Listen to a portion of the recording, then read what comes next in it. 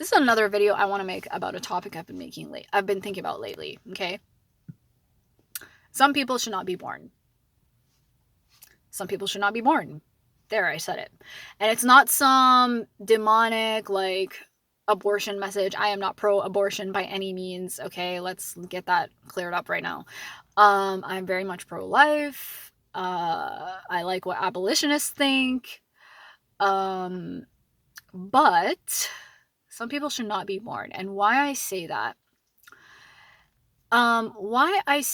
is because when two imperfect people come together, okay, and they are not close to God, they both don't try to strive for God, to have God as the foundation of their relationship. They are led by their own arrogance. They are led by their own, what is that guy doing? Where did that guy disappear? Toronto has become so unsafe, it's not even funny. But anyway, can't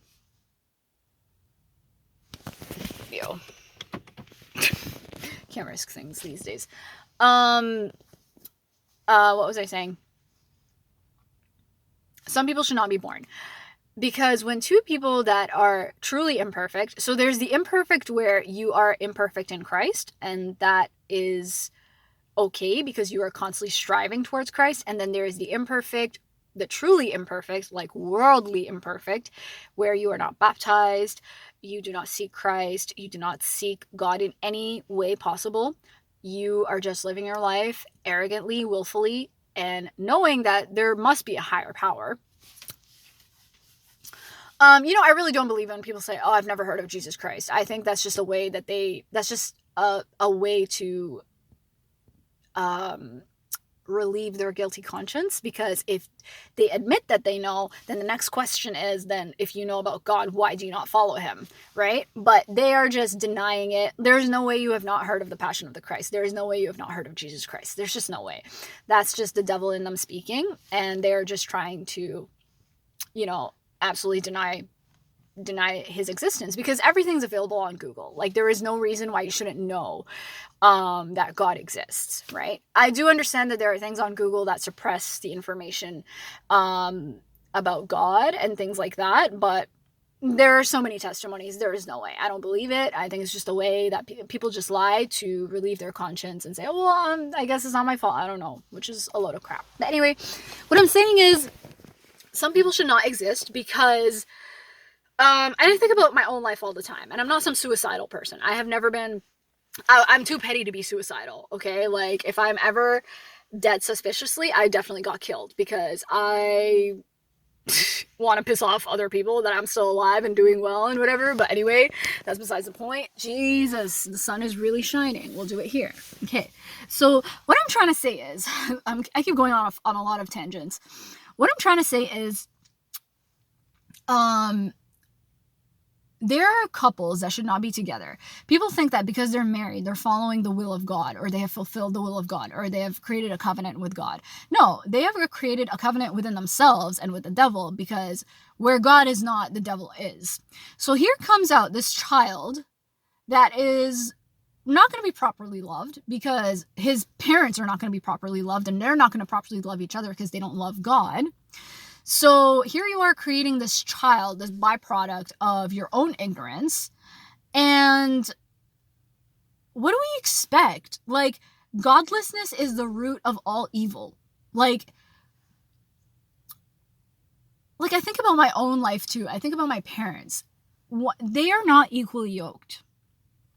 One parent is very close to God, and the other has a surface level relationship with God. And just that inequality, just that 50% has messed us up, because has messed me up, because there is very little unity in their decisions, in their decision making. Okay?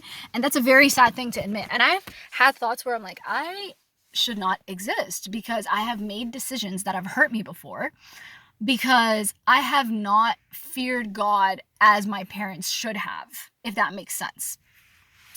I have not, walked the proper walk of God, okay? That is not to say that God's grace is not bigger than all of this, of course, but it's like, imagine how much different my life would have been had I had these parents that are very fixed in God, not perfect, but imperfect in Christ. No one will ever be perfect. Let's just clear that up. Christians are not perfect, but people who are solid and strive and fail and strive over and over towards the relationship with God, that is a different kind of struggle and a better kind of struggle versus what I went through, where there is no union between my parents, proper union and proper decision making that would have made my life turn out very differently, and I would have been a very different person. And that's why I'm saying some people should not be born, because some people are not supposed to be married. Some people are not supposed to be together because they are both not striving towards God. So they create this like byproduct that is just not even seeking God in any way. And then we expect it to make good decisions on its own. We expect this person to be the best functioning person in society, the most optimally functioning person in society. Let's be real. This is why Christian values are the best. This is why Christian nations are where people want to live, where people flock to, because they carry ideologies that are universally good, right? So when people don't seek God with all their heart, it affects every single area of their life. I always say this, my life could have been very different. And this is not to say, oh, I'm traumatized because my parents, like, they did this to me. No, I take full responsibility for my life. But I'm going to have to carry the weight of the decisions that I made before, because there was no proper union between both of my parents. And I even said this to my priest. I'm like, some people should not be born. And all he did was he nodded.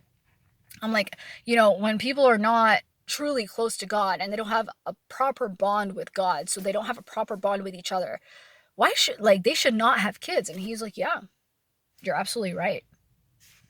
Harsh truth, but something to think about. You want to be, priests always say this, like they create like the triangle, like here is you, here is your spouse, and God is at the top, right?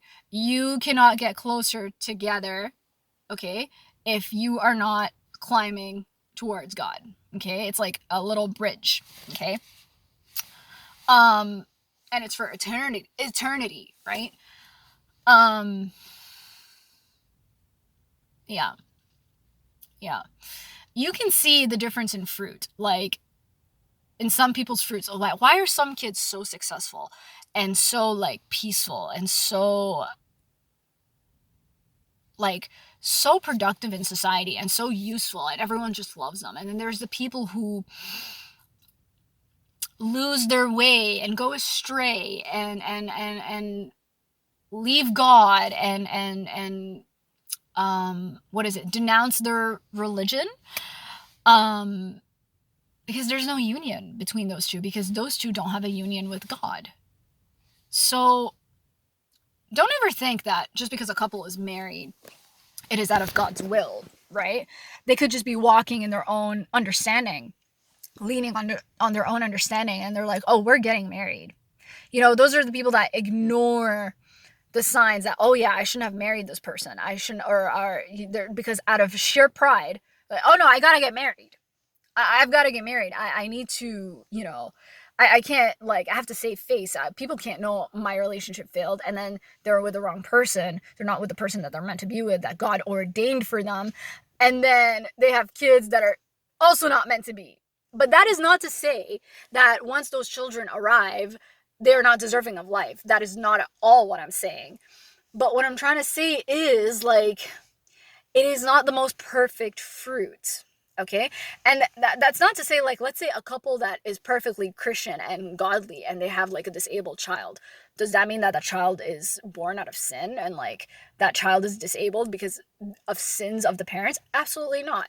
It's a chance for that child to glorify God through the parents' faith and through the parents' upbringing of that child. Because regardless of that child's circumstances, those parents, because they know God, they're going to bring him up properly or her up properly, despite disabilities, despite, limitations. It's a chance for God to be glorified. So don't get what I'm saying twisted. But yeah, let me know what you think of that.